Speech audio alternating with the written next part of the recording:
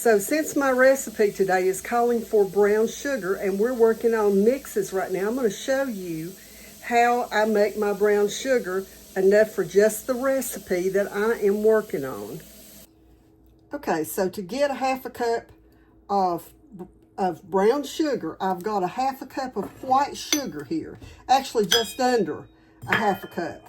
And if I was doing a cup, it would take 1.5 tablespoons.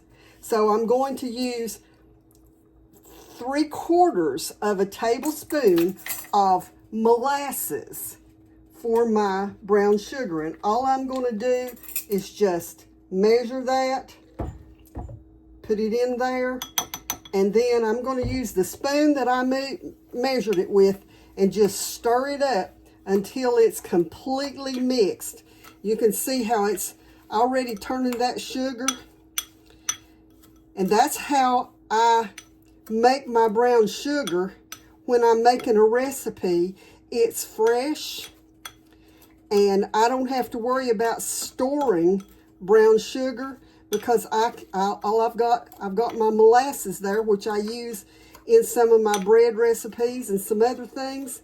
And so, see that?